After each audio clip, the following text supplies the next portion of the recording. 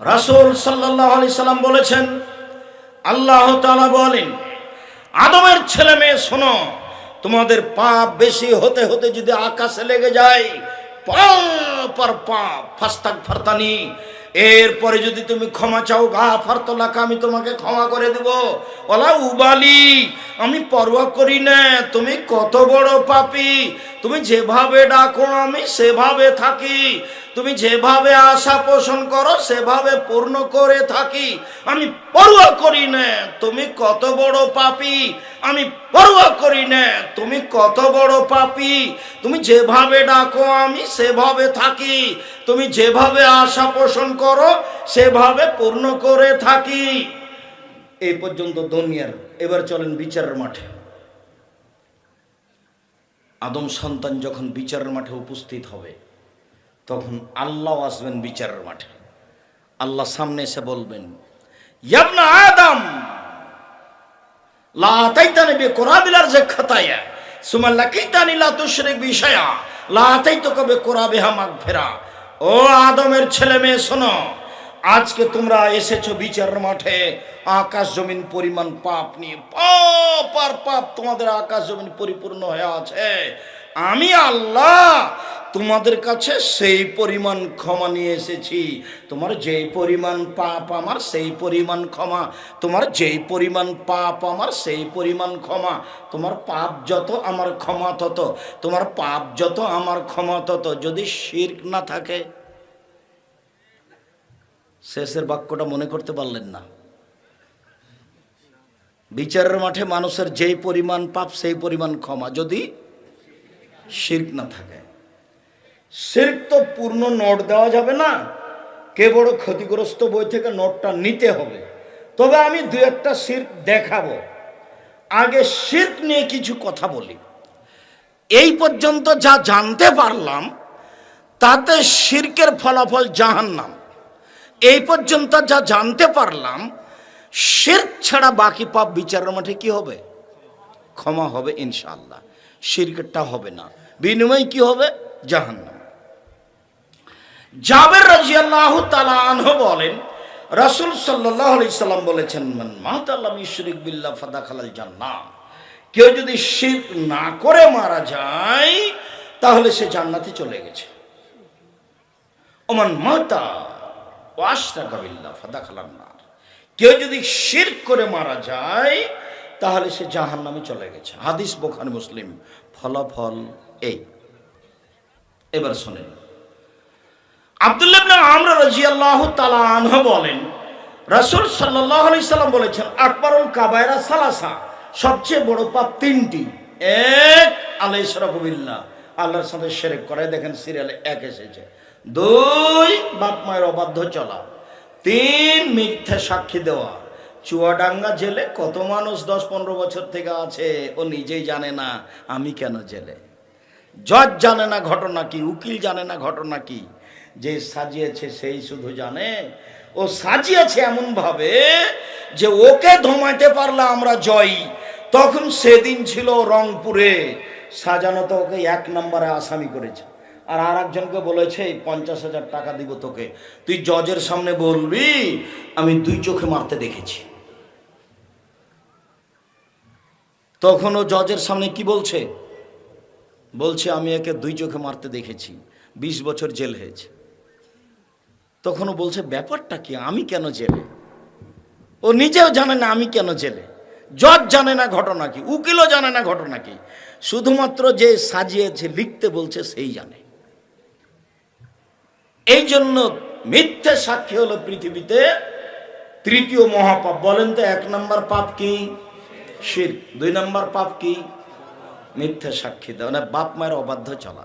যখনই আমি বিদেশে যাই বক্তব্য দিই, তখন আমি বলি দেখো, বাড়ি তো তোমাদের চট্টগ্রাম, সিলেট, বরিশাল, নোয়াখালী, কুমিল্লা, এসব ডিস্ট্রিক্ট না থাকলে তো আমরা বিদেশে এসে সম্মান পেতাম না। আমি গাড়ি থেকে নেমেছি, টয়লেটে ঢুকবো তো তেল পাম্পে নেই, পাশে একটা হোটেল। দরজায় যেতে ছেলেগুলো দৌড়িয়ে আসলো, আরে আপনি কেন এখানে? আমার হাত পা কাঁপছে আপনাকে দেখে। কি ব্যাপার?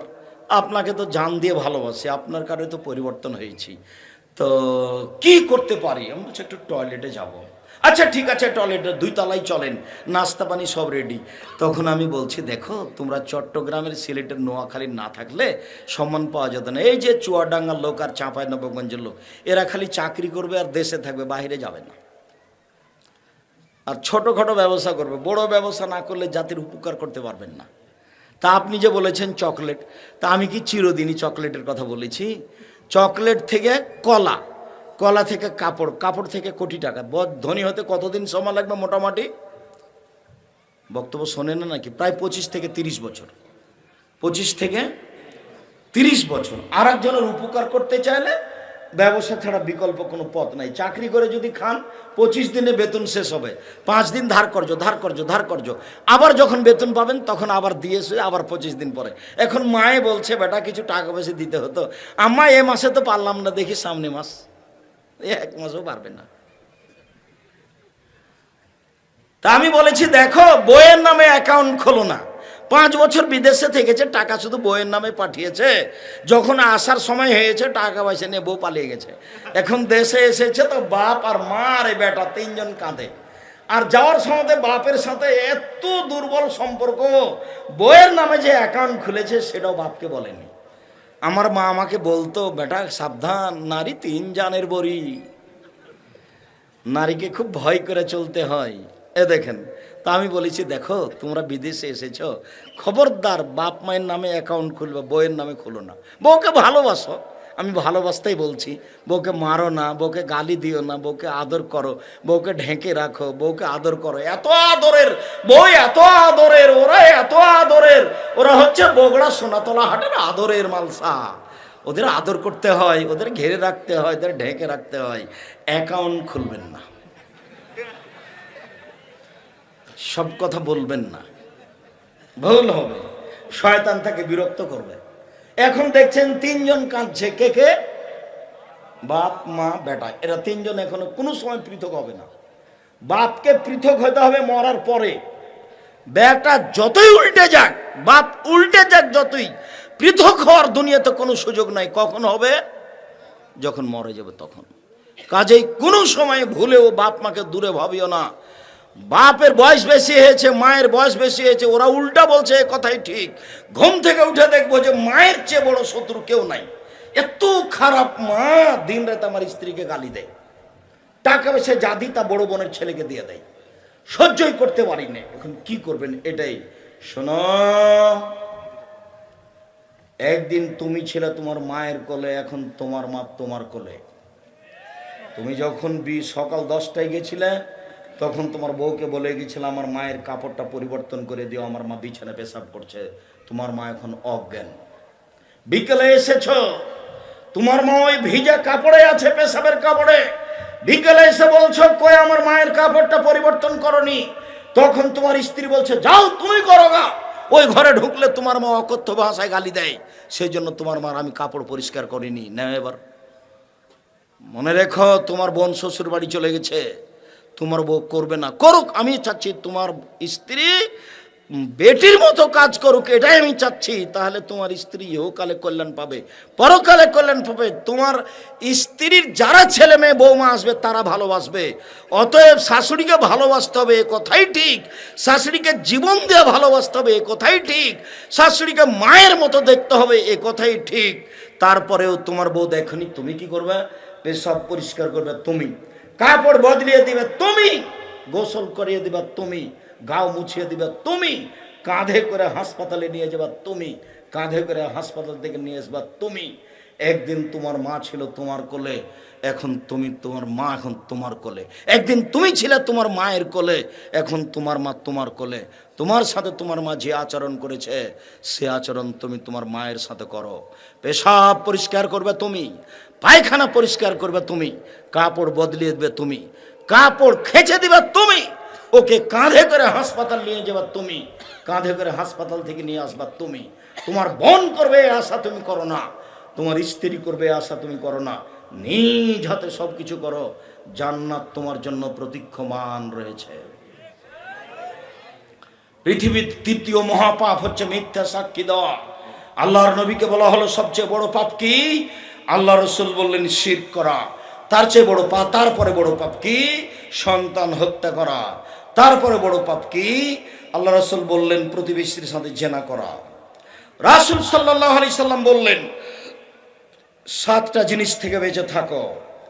1, শিরক করো না। 2, জাদু করো না। 3, মানুষকে হত্যা করো না। 4, সুদ খায়ও না। 5, এতিমের মাল খেয়ে নিও না। 6, যুদ্ধের মাঠ থেকে পালিয়ে যায়ও না। 7, ভালো মহিলার উপরে অপবাদ লাগায়ও না। 1, শিরক করো না। মুআয ইবনে জাবাল বলছেন আল্লাহর নবী আমাকে বললেন, মুআয, জি, 10টা কথা মনে রেখো মুআয, 10টা কথা মনে রেখো মুআয। 1, শিরক করো না। হত্যা করা হলেও, জ্বালিয়ে দেওয়া হলেও, শত্রু যদি হত্যা করে নিহত হয়ে যাও, শিরক করো না। শত্রু যদি আগুনে জ্বালিয়ে দেয় জ্বলে যাও, শিরক করো না। 2, পিতামাতার অবাধ্য হয়েও না। বাপ মা যদি বলে বউ তালাক দাও, দিয়ে দাও, তবে বলতে পারো আম্মা ভেবে দেখবেন কি, তালাক কি আসলেই দিব? আপনি একটু পরামর্শ করে দেখেন, আপনি যা বলছেন তাই হবে। 3, ফরজ সালাত ছেড়ো না।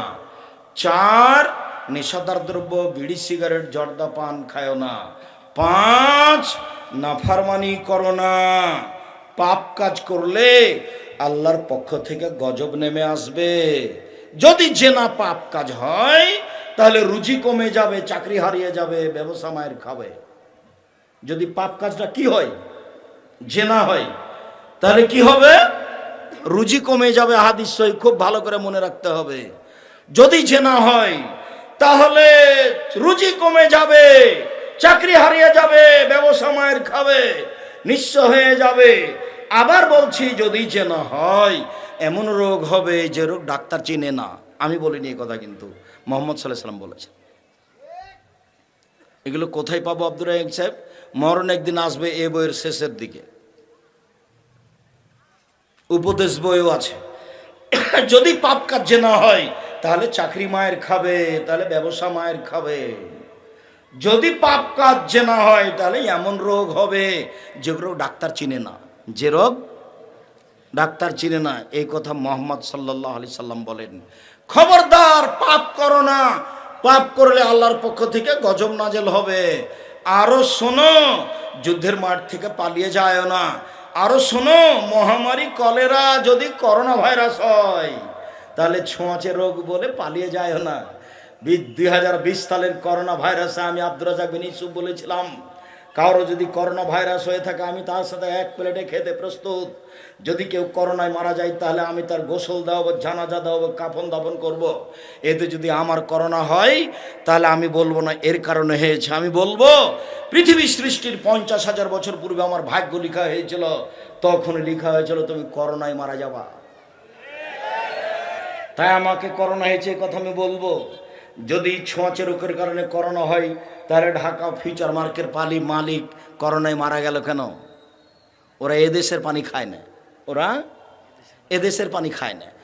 আর করোনা হয়েছে যাদের, ওরা যেসব খাদ্য খেয়ে ফেলে দিয়েছে ওইগুলো যারা কুড়িয়ে খাচ্ছে তাদের হয়নি করোনা।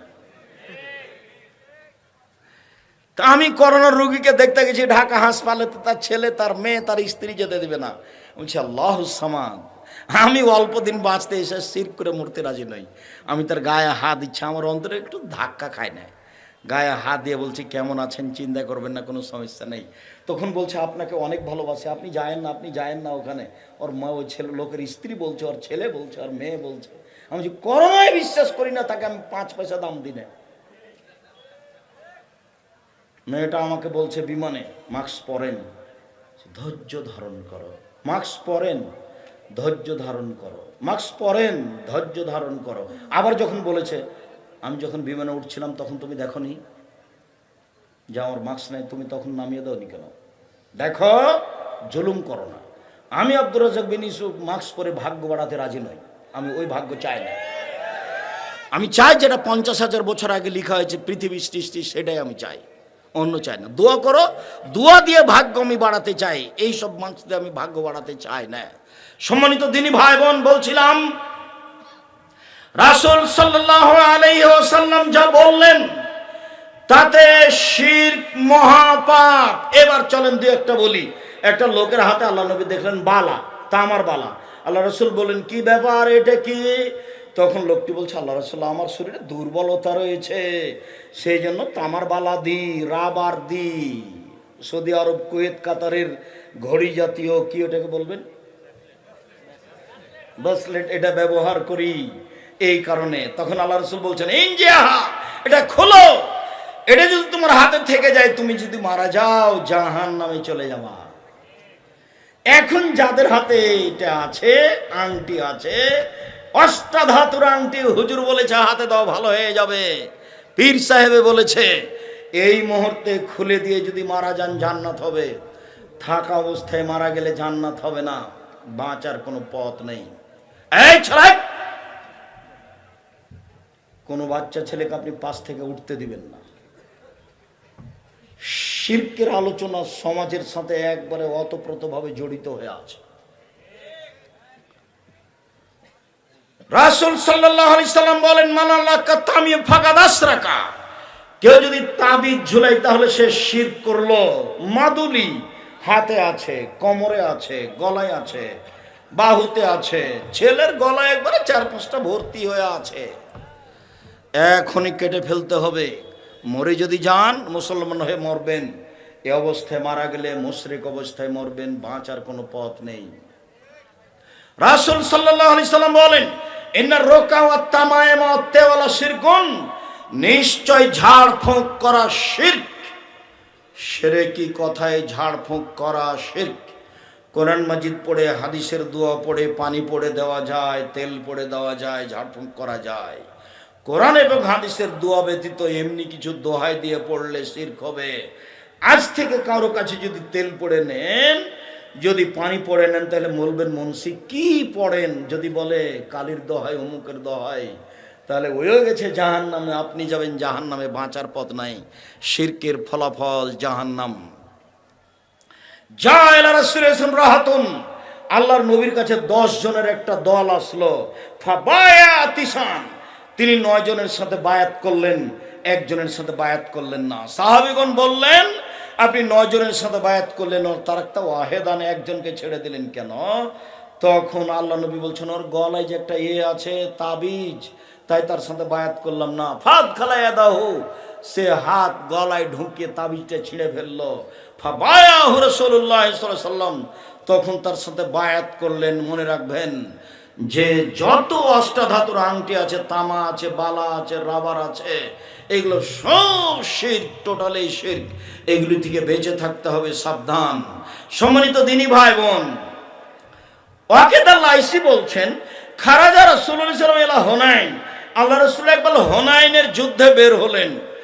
তো যাচ্ছেন একটা গাছের পাশ দিয়ে, সেই গাছটা হলো মুশরিকদের, ওরা ওদের তরবারি গাছে ঝুলিয়ে রাখতো। তখন সাহাবীগণ বলছেন ইজাল্লানা জাতা আনমাতিন, ওদের একটা জাতে আনমাত গাছ আছে, গাছের নাম জাত আনমাত, গাছের নাম জাত আনমাত।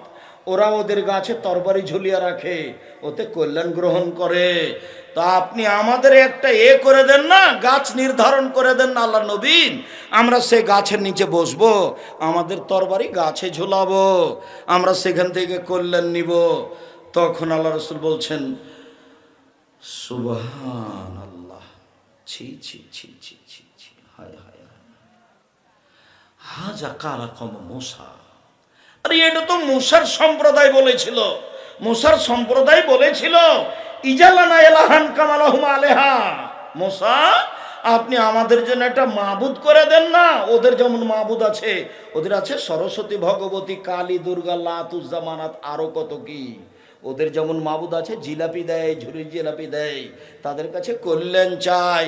আপনি আমাদের একটা মাবুদ করে দেন, সেখানে কল্যাণ চাইবো। এটা মুসার সম্প্রদায় বলেছিল।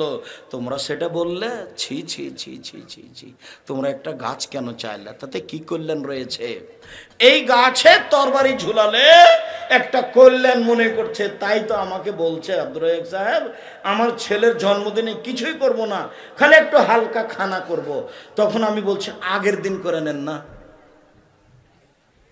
বুঝতে পারেননি? তো থেমে গেল, বলছে আগের দিন করলে যে অত ভালো লাগবে না, তো পরের দিন করেন। সে খোটা ভালো লাগবে না, বলে তিতা তিতা লাগবে। এই জন্যই তো শিরক, দিবস পালন এজন্যই শিরক। সেটা যেটাই হোক, তোমার মা দিবস হোক নাহলে তোমার বাপ দিবস হোক, দিবসে কোনো কিছু নেই, মনে করলেই শিরক। রাসূল সাল্লাল্লাহু আলাইহি ওয়াসাল্লাম বলছেন আদাওয়ালা তেয়ারা, সংক্রামক ব্যাধি নেই, ছোঁয়াচে রোগ নেই। কেউ যদি ছোঁয়াচে রোগ আছে মনে করে তাহলে সে শিরক করলো, ছোঁয়াচে রোগ নেই। আল্লাহ নবী বলেন লা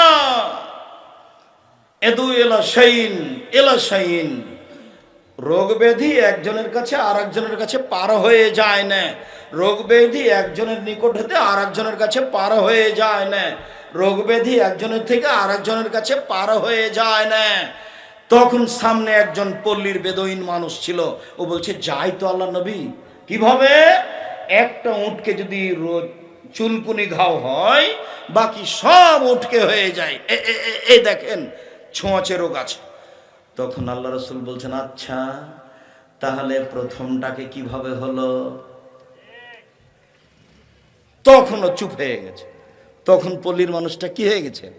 চুপ হয়ে গেছে। তখন আল্লাহ রাসূল বলছেন শোনো, খালাকালাহুল খালকা, আল্লাহ প্রাণী সৃষ্টি করেছেন, কাতাবা হায়াতাহু ওয়া মাউতাহু ওয়া রিজকাহু ওয়া মাসাইবাহু, আল্লাহ লিখে দিয়েছেন তার মরণ, লিখে দিয়েছেন তার জীবন, লিখে দিয়েছেন তার রুজি, লিখে দিয়েছেন তার করোনা ভাইরাস, মানে রোগ ব্যাধি। করোনা ভাইরাস বলে কি বলতে চাইলাম? রোগ ব্যাধি। কবে লেখা হয়েছে? পৃথিবী সৃষ্টির 50,000 বছর পূর্বে। অতএব আজকে আপনি নতুনভাবে হয়েছে এটা মনে করলেই শিরক হবে। রাসূল সাল্লাল্লাহু আলাইহি ওয়াসাল্লাম বলছেন লা তেরা, কোনো অশুভ ফল নেই।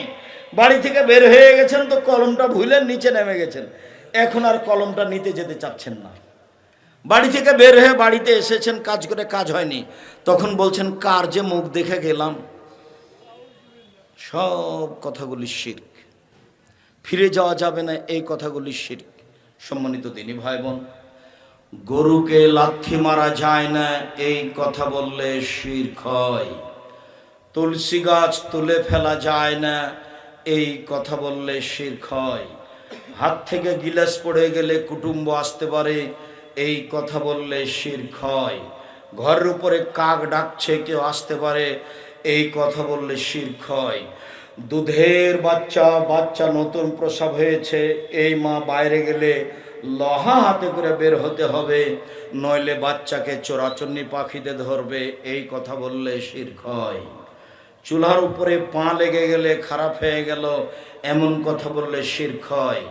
ধানের উপর দিয়ে দানার উপর দিয়ে জুতা পায়ে দিয়ে হাঁটা যায় না এই কথা বললে শিরক হয়। আনা যাবে না, সিম গাছ থেকে সিম ছিঁড়ে আনা যাবে না, ভাত রান্না করা যাবে না, ঘর বাড়ি ঝাড়ু দেওয়া যাবে না এমন কথা বললে শিরক হয়। আপনার মা কুলাতে চাউল ঝাড়ছিল, বাচ্চাটা ধরিয়ে এসে কুলার উপরে চড়ে নিল, তখন আপনার মা বলল হট, কুলাতে পা দিতে হয়, ছি ছি ছি, কুলাতে পা দিতে হয় না এই কথা বললে শিরক হয়। শুনুন, সূর্য ডুবার সাথে সাথে বাড়িতে আলো দিতে হয় এমন কিছু বললে শিরক হয়। যে ঘরে লোকটা মারা গেছে 40 দিন আত্মা আসবে, তাই ওই ঘরে বাতি জ্বালিয়ে রাখতে হবে এমন কিছু করলে শিরক হয়। স্বামী মারা গেছে নাকফুল খুলে দিতে হবে এই কথা বললে শিরক হয়। গয়না খুলে দিতে হবে, খালি থাকতে হবে এই কথা বললে শিরক হয়। যেভাবে আছে জুতা স্যান্ডেল পরে জামা কাপড় পরে গয়না গায়ে দিয়ে ওইভাবেই থেকে যাবে, 4 মাস 10 দিন নতুন কিছু লাগাতে পাবে না, তার নাম শোক। হাতে হাতে খুলে ফেলতে হবে, এর নাম ভালো নয়, এরই নামে শিরক। আবার এটা চুয়াডাঙ্গা, মানে এটা যশোরের অন্তর্ভুক্ত, তার মানে কত যে শিরক আছে, একেবারে চট্টগ্রামের মতো।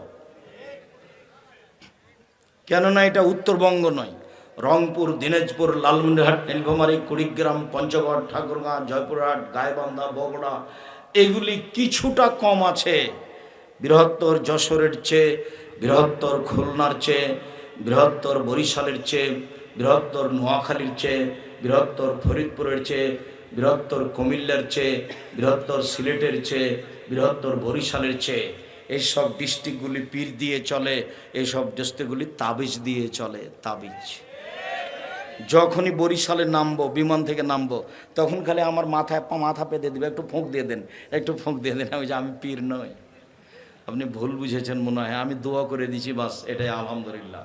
এ দেশ শিরক দিয়ে ভরা। দাখালা রাসূলুল্লাহ সাল্লাল্লাহু আলাইহি ওয়াসাল্লাম মাক্কাতা অফিল বাইতে সিদ্দুনা সালাসমিয়া নসব।